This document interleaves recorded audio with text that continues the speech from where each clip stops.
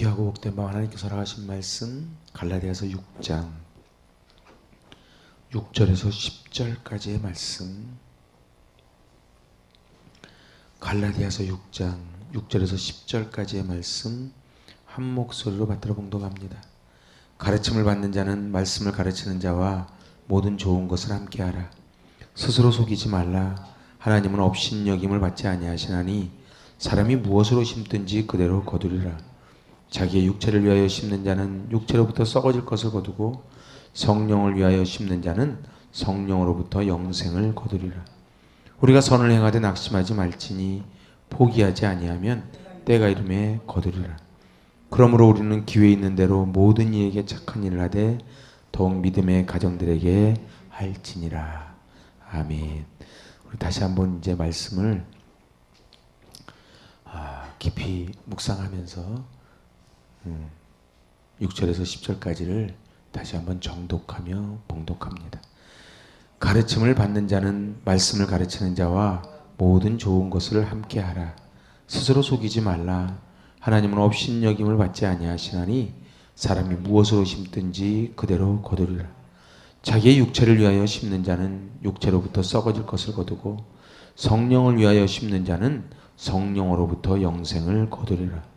우리가 선을 행하되 낙심하지 말지니 포기하지 아니하면 때가 이름에 거두리라. 그러므로 우리는 기회 있는 대로 모든 이에게 착한 일을 하되 더욱 믿음의 가정들에게 할지니라. 아멘. 할렐루야. 아시다시피 우리 갈라디아서를 쓰게 된 배경은 이 갈라디아 교회 안에 거짓 교사들이 들어왔기 때문에 갈라디아서를 씁니다. 오직 예수로만 구원을 받는다는 이 사도 바울의 이 교리를 전부 새신자 때 아멘 아멘 했는데, 사도 바울이 갈라디아를 떠났을 때 거짓 교사들이 들어오고 거짓 교사들이 바로 유대의 전통 할례를 강조할 때 그 말에 귀가 솔깃해진 것이지요. 그래서 갈라디아서는 서두부터 이단을 향해 전투적인 자세를 취하며 복음의 변증과 수호에 집중합니다. 그래서 1장 6절에 보니까 다른 복음을 따르는 것을 내가 이상하게 여긴다. 그러면서 7절에 보니까 다른 복음은 없나니 다른 어떤 사람들이 너희를 교란하여 그리스도의 복음을 변하게 하려 함이라. 그러면서 2장 4절에 가만히 들어온 거짓 형제들 때문이라. 근데 거짓 형제들이 들어온 목적이 뭐예요? 그리스도 안에서 우리가 가진 자유를 엿보고 우리를 종으로 삼고자 합니다. 그렇게 2장 4절에서 말합니다. 그러니까 사단이 우리를 꼬이는 거는 우리에게 좋은 걸 주려고 하는 게 아니에요. 마지막에 종으로. 세상 문화가 다 그렇지만 대표적인 게 마약입니다. 처음에는 그냥 막 나눠준대지요. 나중에는 마약을 이제 안 먹으면 견디지 못하게 됐을 때 저들은 마약으로 무기를 삼습니다. 다 종로로 시키는 거예요. 그래서 그리스도로부터 받은 복음이 얼마나 귀한지 계속 강조하는 게 이 갈라디아서입니다. 그러면서 결국은 이 갈라디아서를 마무리하면서 이 복음을 전하는 자들을 귀중히 여겨라, 이렇게 이야기합니다. 그러니까 이 말씀을 배움으로써 그리스도 안에서 참 교제를 나누라, 그런 뜻입니다. 요한일서 1장 3절을 보니까요, 우리가 보고 들은 바를 너희에게 전함은 너희로 우리와 사귐이 있게 하려 함이라. 그러니까 보고 들은 것을 전하는 목적이 뭐예요? 서로 사귀려고, 교제하려고. 근데 우리와 우리의 사귐은 아버지와 그의 아들 예수 그리스도와 더불어 누림이라. 아멘. 그러니까 사귐은요, 이렇게 인간적으로 사귀는 사귐은 절대로 롱런이 안 됩니다. 가만히 한번 보세요. 아무리 입에 있는 거 다 내줄 것 같이 해도요, 인간적인 사귐은 한계가 있습니다. 그런데 오늘 요한일서 말씀처럼 뭐라고요? 이렇게 사귀는 목적이 뭐라고요? 아버지와 예수 그리스도와 더불어 사귀려 함이라. 사도 바울은 이제 가르침을 받는 자는 말씀을 가르치는 자와 모든 좋은 것을 함께하라고 당부합니다. 이것은 물질적인 것을 포함하지만 모든 좋은 것, 여기서 말하는 모든 좋은 것이라고 하는 것은 공감해주고 기도해주고 협력해라 이런 뜻이에요. 여러분들 진짜 좋은 것을 함께 하는 게 뭐예요? 자기가 잘 이해가 안 돼도 그분이 가자고 했을 때에 따라주는 거예요. 그리고 공감해 주는 거예요. 그리고 기도해 주는 거예요. 그래서 데살로니가 사도 바울이 데살로니가 전서 5장에서 이렇게 말합니다. 우리가 너희에게 구하노니 너희 가운데 수고하고 주 안에서 너희를 다스리며 권하는 자들을 너희가 알고 그들의 역사로 말미암아 사랑 안에서 가장 귀히 여기며 너희끼리 화목하라. 그러니까 자기의 말씀을 가르치는 자의 말씀을 소중하게 받으면 어떻게 돼요? 화목하게 된다는 거예요.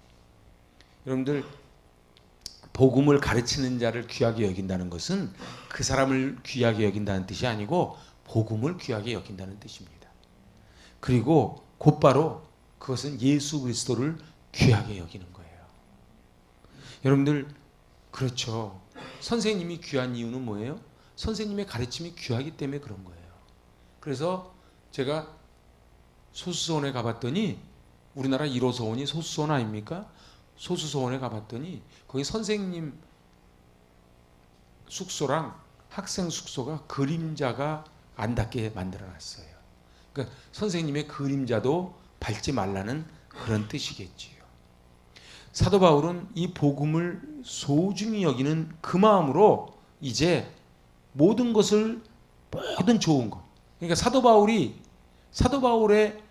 너희가 볼 땐 좀 이해 안 되는 것까지도 다 함께 마음을 공유해다오 이렇게 부탁을 하는 거예요. 사랑하는 여러분, 관계가 중요합니다. 관계가 안 되면요, 아무리 세계적인 부흥사가 와서 설교를 해도 귀에 안 들어옵니다. 그래서요, 사실은 은혜이기 이전에 관계예요. 하나님과 어떻게 하라고요? 화목해라. 여러분들 잘 보세요. 하나님과 화목해야 하나님의 은혜를 강구합니다. 그리고 하나님의 말씀을 전하는 목회자와 관계가 좋아야 돼요. 그래서 제일 불행한 사람이 누구예요? 교회 다니면서 그 교회 목사님을 좋아하지 않는 사람이에요. 사랑하고 존경하지 않는 사람이에요. 마치 집에서요, 부모님을 존경하지 않으면서 그 집에 자란 아이들하고 똑같은 거예요. 자기 부모님을 존경하지 않는데 그 집에 자란 아이들이 얼마나 불행하겠습니까? 그래서 복음을 소중히 여기는 마음으로 이제 열매를 맺으라 그러면서 뭐라고 말해요? 사람이 무엇으로 심든지 그대로 거둔다. 이렇게 이야기하는 거예요. 말이 좀 생뚱맞지요. 응? 서로 짐을 져라. 그러더니 갑자기 가르치는 자와 좋은 것을 함께 해라. 그러더니 스스로 속이지 마라. 말이 막 왔다 갔다 하는 것 같지요? 아니요. 사도 바울이 굉장히 논리적인 사람입니다. 논리적으로 쫙 풀어가는 거예요. 그래서 스스로 속이지 말라는 거예요. 무슨 얘기예요? 겉으로는 사랑합니다, 존경합니다 그러는데 속으로는 나 쑥떡. 그게 스스로 속이는 거예요. 그래서 이거를 하나님은 업신여김, 옛날 성경은 만홀의 여김을 받지 않는다. 이 콧방귀 끼는 거예요. 선생님이 말씀하시는데, 부모님이 말씀하시는데, 목사님이 말씀하시는데 속으로 그러면은 그게 곧 뭐다? 바로 가르침을 받는 자와 좋은 것을 함께 하는 것이 아니고, 그리고 그것은 하나님을 속이는 것이다. 이렇게 지금 사도 바울이 말하고 있는 것입니다.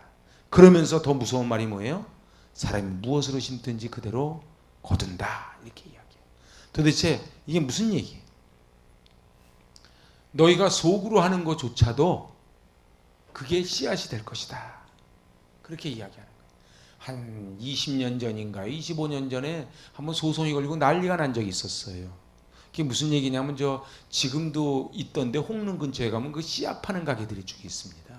종로가 넘어가면서 씨앗 파는 가게에서 씨앗을 사다 심었는데 안 나는 거예요, 가을에. 근데 씨앗을 보고 알아요, 몰라요? 모르지요. 그건 가을 돼봐야 아는 거예요. 그래서 소송이 걸린 거예요. 처음에는 다 모르지요. 우리 초등학교 앨범 한번 보십시오. 다 천진난만하지 않습니까? 그런데 무엇으로 심든지, 여기서 무엇으로가 중요해요. 무엇으로? 이 하나님의 거대한 법칙이에요. 그래서 시편 126편에 뭐라고요? 눈물로 씨를 뿌리러 나간 자가 반드시 기쁨으로 단을 거둔다는 거예요. 우리가 왜 인생을 살면서 자꾸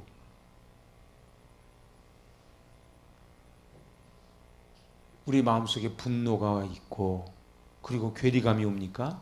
바로 빈익빈 부익부의 문제예요. 그리고 금수저의 문제예요. 그런데 하나님은 뭐라 그러세요? 절대 그렇지 않다는 거예요. 지금 볼 때는 저 사람들이 잘 사는 것 같지만 그렇지 않다는 거예요. 지금은 잘 나가는 것 같지만 절대 그렇지 않다는, 그래서 낙심하지 말라는 거예요. 근데 사단은 우리를 계속 뭐라고 속이는 거예요? 너 그렇게 해도 소용이 없다는 거예요. 너 그렇게 해도 소용이 없다는 거예요. 그런데 눈물로 씨를 뿌리면 기쁨에 단을 거두는 이 하나님의 법칙이 그대로 적용될 줄로 믿습니다. 파종과 수확은 이 세상을 돌아가게 하는 하나님의 중요한 법칙입니다. 파종하지 않았는데 어찌 수확할 수 있겠습니까? 이 파종과 수확의 법칙, 원인과 결과의 법칙, 인과와 응보의 법칙이 도도하게 흐르는 책이 전도서입니다. 그래서 전도서 1장 1절에 헛되고 헛되며 헛되고 헛되니 모든 것이 헛되다고 하지만은 그 헛됨이 무엇인가를 우리는 잘 생각을 해야 돼요. 그래서 디모데전서 6장 18절로 19절에 이렇게 말씀합니다. 선을 행하고 선한 사업을 많이 하고 나누어 주기를 좋아하며 너그러운 자가 되어라. 이것이 장래에 자기를 위하여 좋은 터를 쌓아 참된 생명을 취하는 것이니라. 그렇죠. 우리 땅을 파고 그리고 파일을 받고 터 다지기를 하지요. 그거는 뭐예요? 높은 건물을 짓기 위한 것이에요. 그런데 오늘 성경은 뭐라 그러냐면 선을 행하고 나누어 주기를 좋아하고 너그러운 자가 되는 것은 곧 무슨 의미라고요? 터를 쌓는 거래요. 이게 터를 쌓으면 그 위에 건물 누가 져요? 자기 자녀들이 짓지요. 우리 아이들은요, 자기들이 잘나서 이렇게 사는 게 아니에요. 부모님이 터를 닦아놓은 위에 집을 짓고 사는 거예요. 그런데 우리는 터를 닦는다고 생각하지 않고 내가 해봤자 밑빠진 독에 물 붓기 같은 헛일이라고 생각하니까 자꾸 낙심이 오는 거예요.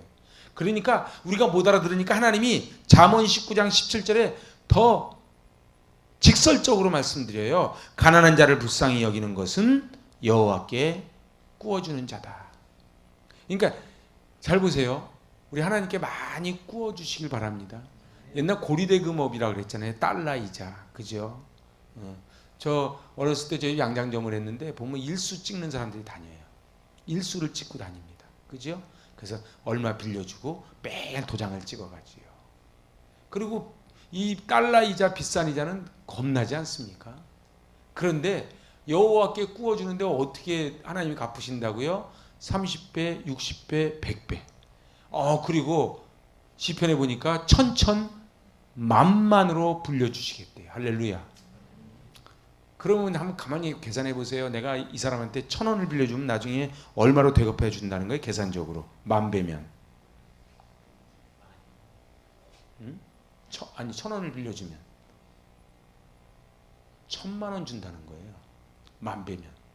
그럼 어떻게 하겠어요? 1,000원 빌려주실래요? 10,000원 빌려주실래요? 10,000원 빌려줘야지. 그죠? 그렇게 나누어줘라 이 말이에요. 근데 사단은 뭐라고 속여요? 움켜 잡으라고 그러는 거예요. 하나님께 많이 구워주는 거예요. 그래서 예수님 뭐라 그랬어요? 보물을 안전한 곳에 둬라. 그곳에는 도둑이 들지 않는다.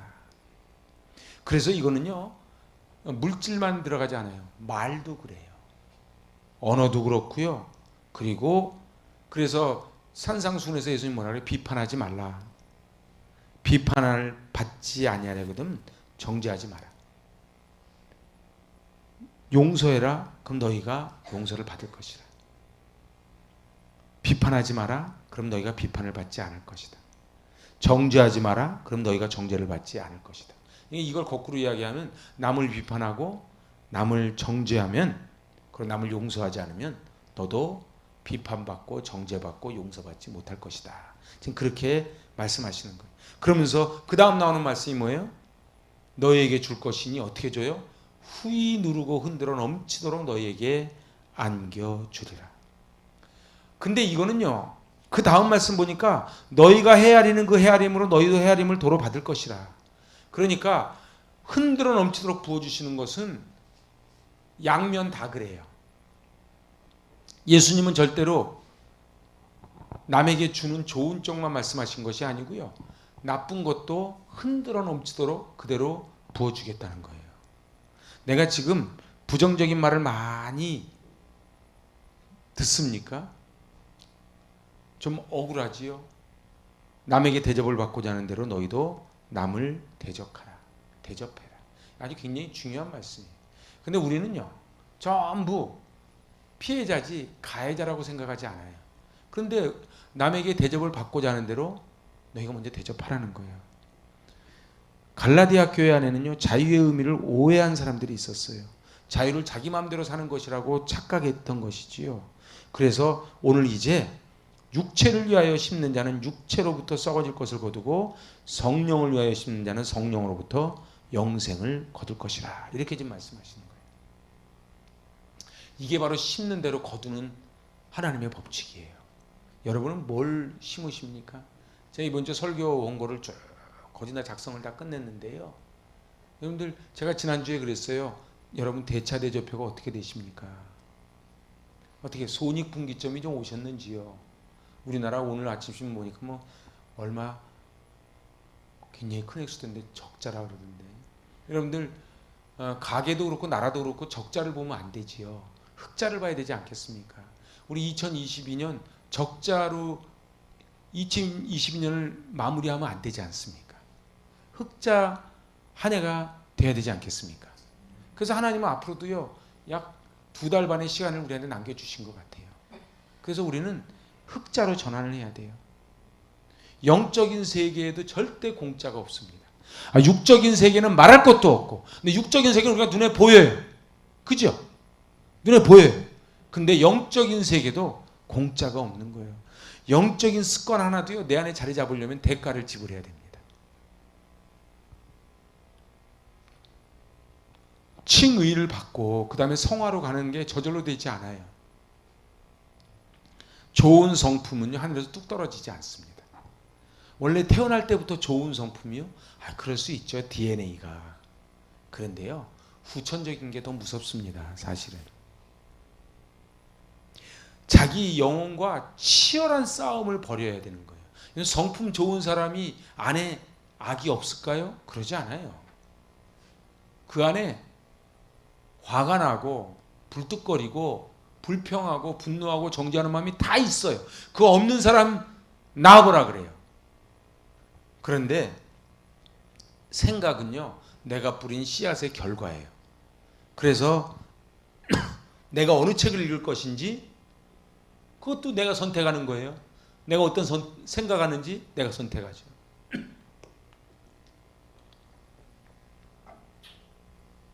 읽는 것, 듣는 것, 말하는 것, 보는 것 다 파종입니다. 그래서 좋은 책을 많이 읽는 거 너무 중요해요. 좋은 음악 많이 듣는 거 너무 중요해요. 저 멀리 뵈는 나의 시온성, 저희 우리 고등학교 때 아주 18번이었습니다. 그래서 저는 저 찬양을 하면 옛날 고등부 때가 막 생각나는 거예요. 저 멀리 뵈는 나의 시온성.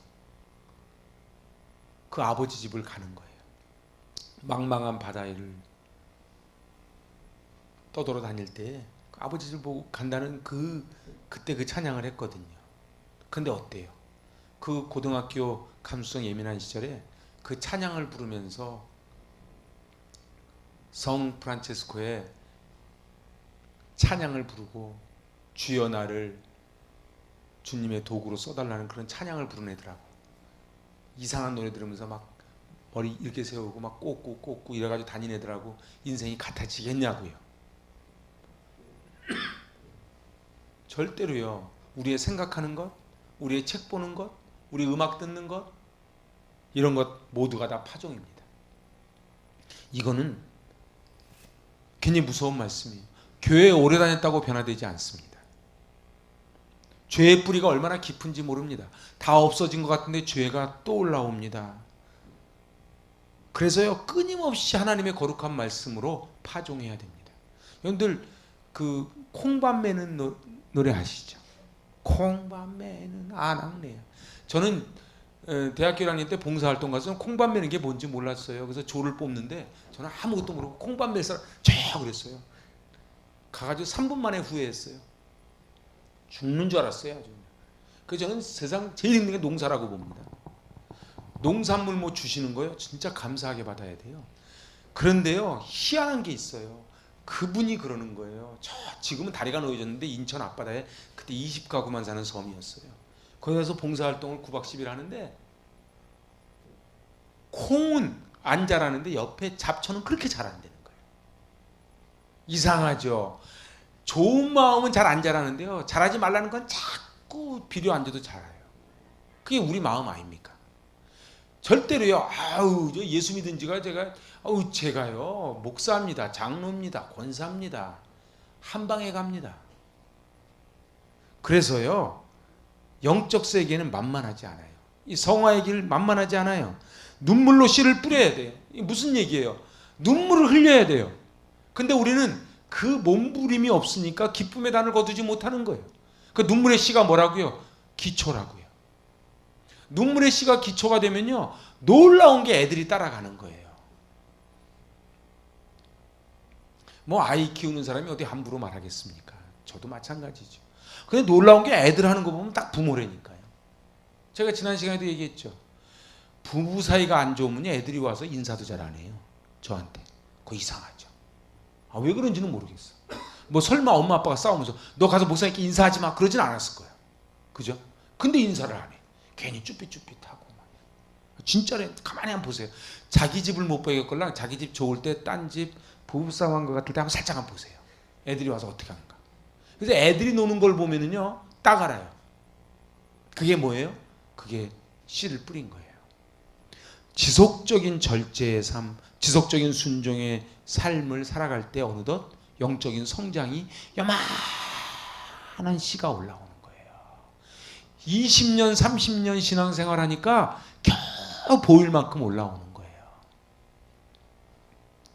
파종 제일 중요한 게 뭐예요? 씨 뿌리는 거지요. 그래서 예수님이 씨 뿌리는 비유를 해드렸잖아요. 그죠?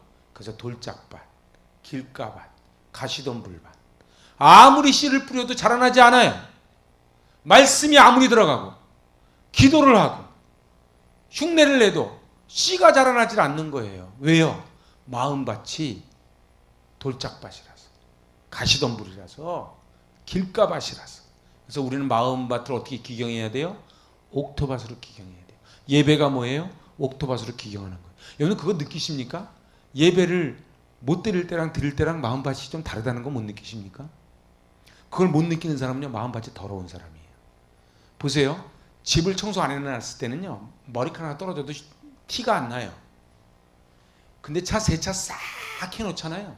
조그마한 거 하나 떨어지면 바로 티납니다. 예배를 드리면 내 마음이 깨끗해지는 걸 느끼면 마음이 깨끗한 분이에요. 꼭 그런 건 아닌데 그럴 확률이 높아요. 그래가지고 여기에 이물질이 들어가니까 딱 티가 나는 거예요. 근데 여기에 쓰레기가 디글디글한 사람은요, 쓰레기 하나 또 떨어져도 구별이 안 돼요. 예배 한 번 안 드려도 드리기 전이랑 드리고도 잘 구별이 안 되는 거예요. 이게 안 없어져요. 여러분 쓰레기 없어질 것 같아요? 파도 쓰레기죠. 그래서 육체의 열매 15가지를 얘기하잖아요.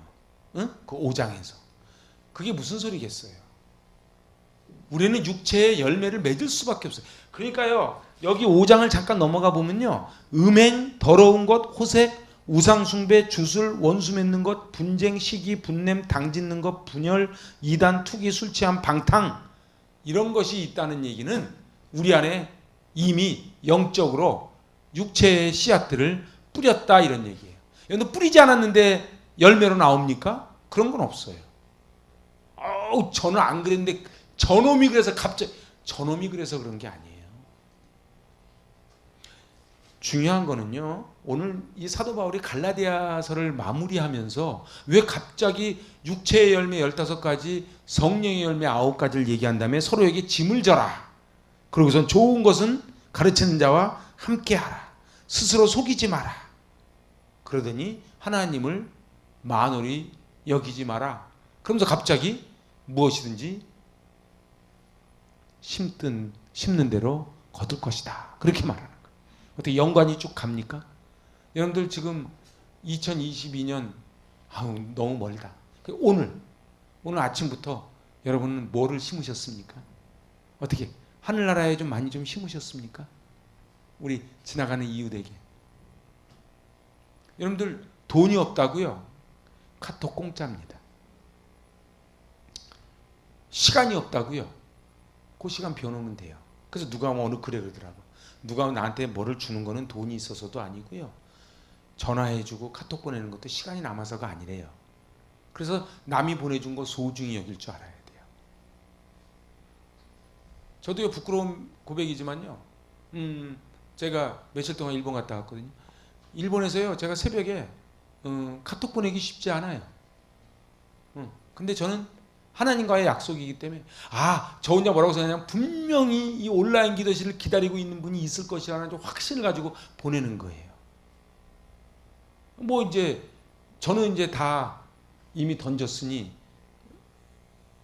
나머지 모든 것은 받는 분이 알아서 할 바죠.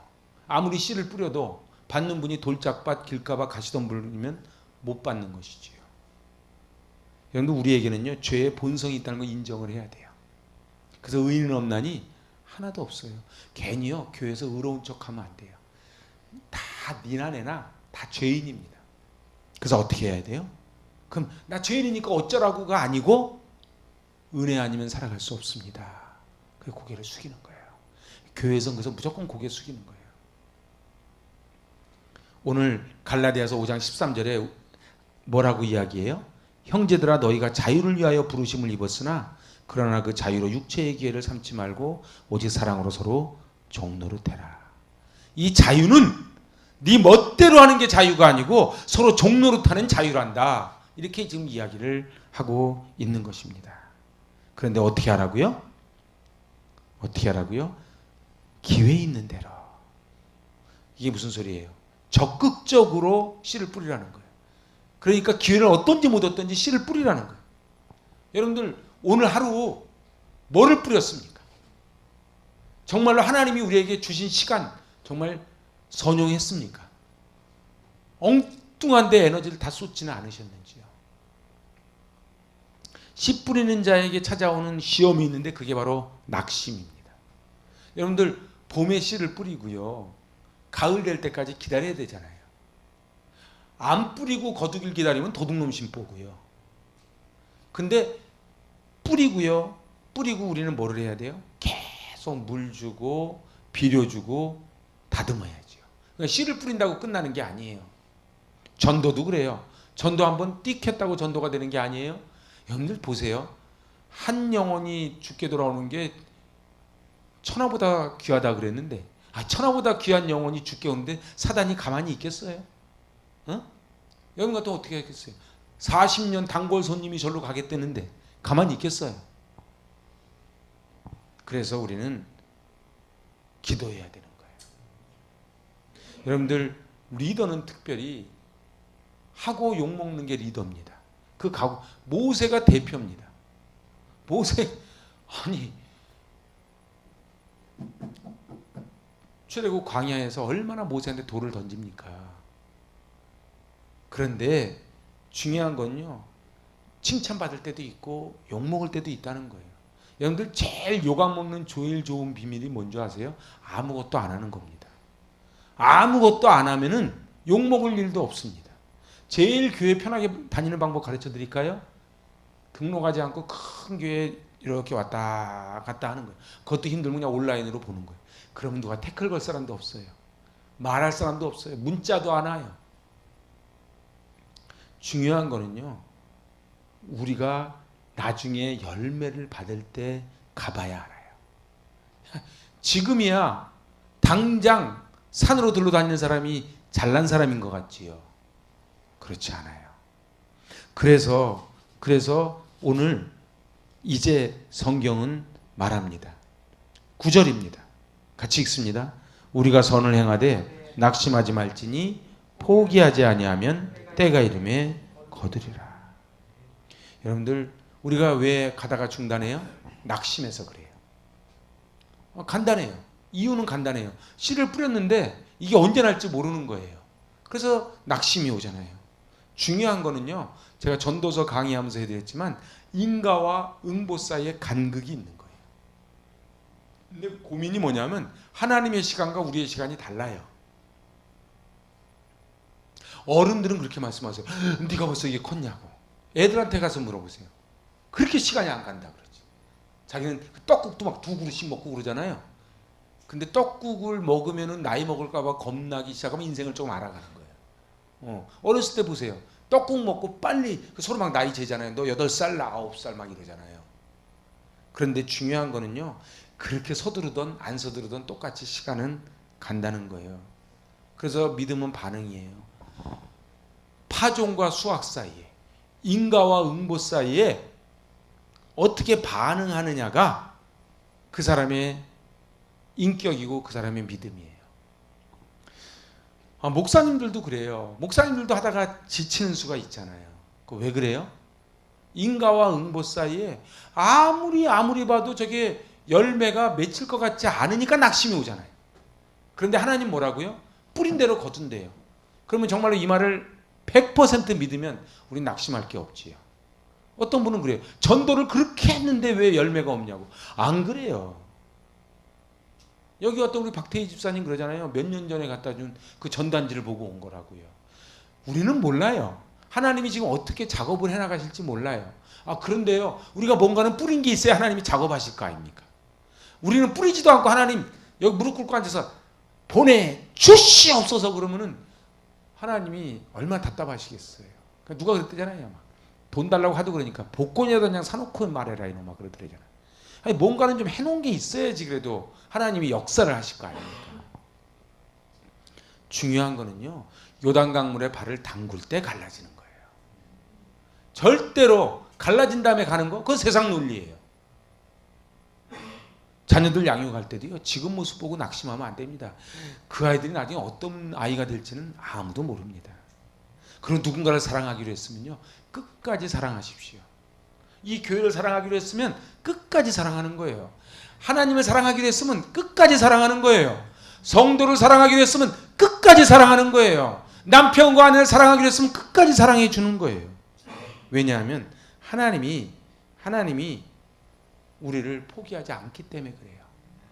여러분들, 내가 여기 있는 건 누군가의 씨를 뿌렸기 때문에 여기 있다는 사실을 꼭 잊지 마셔야 돼요.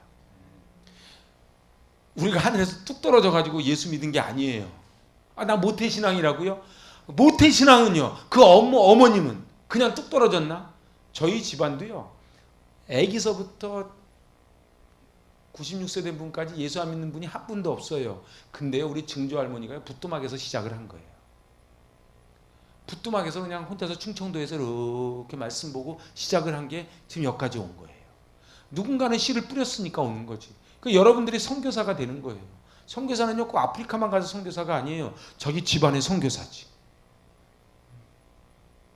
저도요, 부족하지만 이 교회를 섬길 때 제가 선교사적인 사명으로 섬깁니다.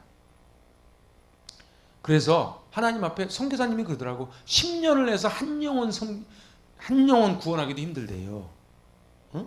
그거보다는 저는 성적이 좋지 않습니까? 그럼 낙심할 게 없는 거지요. 우리도 대가를 지불해야 됩니다. 그 대가가 뭐예요? 눈물로 씨를 뿌리는 거예요. 누군가는 이 교회를 섬겼던 그 귀한 종들이 있었기 때문에 오늘의 우리가 있지요. 저는요, 진짜 시골 가다 그런 생각 많이 해요. 시골 가다 보면 집도 몇 채 없어.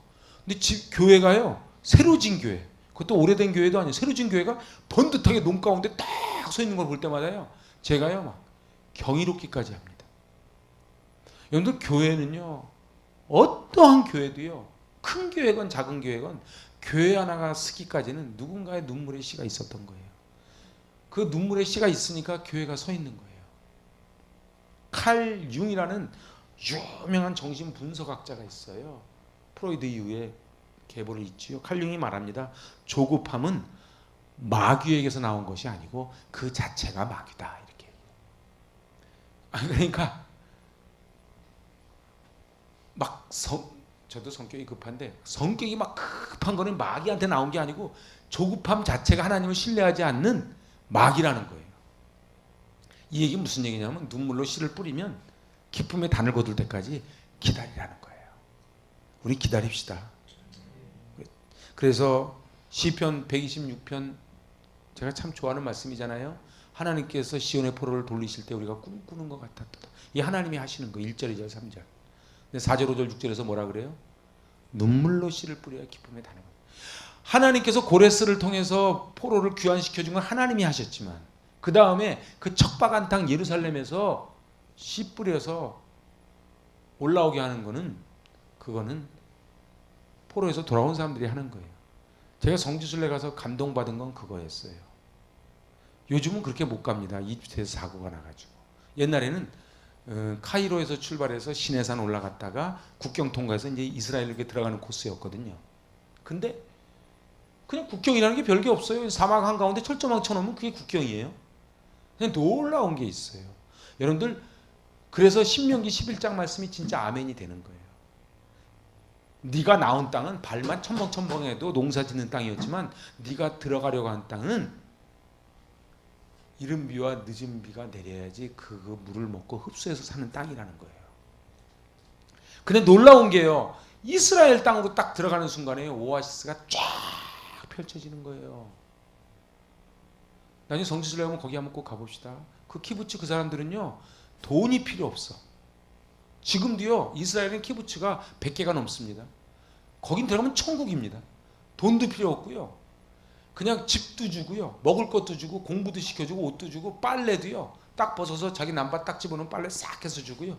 하나도 돈을 안 내. 자기 맡은 것만 그냥 하면 돼. 그게 키부츠예요. 그런데요. 저들은요. 그 사막에 물을 끌어다가 그래서 적과 꿀이 흐르는 땅으로 만들어버린 거예요. 여러분들 하나님은 네가 들어갈 땅은 적과 꿀이 흐른다 그랬는데 적과 꿀이 흐르지 않거든요. 근데 하나님이 말씀하셨으니 적과 꿀이 흐르는 땅으로 만드는 게 그걸 믿음이라 그래요. 예수 믿는 게 어디 쉽다 그럽니까? 예수 믿는 게 예수 안 믿는 사람보다 더 힘들 수가 있어요. 근데 예수 믿음은 하나님이 천국을 보장해 주신다고 하셨으니 이 땅을 천국으로 살아가는 거예요. 오늘 우리 기쁨의 단을 거두기 위해서는 눈물에 씨를 뿌려야만 합니다. 왜 내 인생은 왜 이런 거 불평하고 있는 분이 있습니까? 그러지 않습니다. 아직 때가 아직 안 온 거예요. 저는요 100% 확신하는 게 있어요. 저는 저희 교회의 미래에 대한 큰 꿈을 하루도 안 쉬고 꿉니다. 우리가 눈물로 씨를 뿌리는 거 하나님은 반드시 기쁨의 단을 거두어 우리한테 한아름 안겨 주실 줄로 믿습니다. 우리 영적 근육을 키우는 거예요. 우리는 성령의 사람입니다. 성령의 소욕을 따라 성령의 열매를 맺어 하나님 앞에 섰을 때에 칭찬받는 하나님의 백성들이 되시기를 바랍니다. 우리 낙심하지 맙시다. 심음과 거둠의 하나님의 법칙이 우리에게도 그대로 적용됨을 믿으시길 바랍니다. 그랬을 때에 하나님은 놀라운 일을 하는 거예요.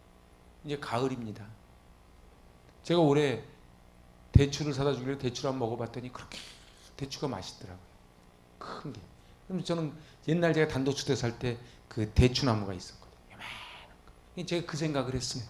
아, 요만했던 게 커져서 이만해지니까 먹는 거예요. 오늘 하나님 앞에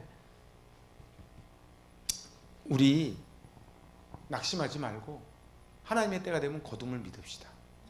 그래서 오늘 하루하루가 우리 인생이에요. 여러분들 영적으로 깨끗이 옥토밭을 만들어서 하나님의 칭찬받을 수 있길 바랍니다. 우리 마지막으로 요한계시록 말씀 찾아서 봉독하고 말씀 마칩니다. 요한계시록 14장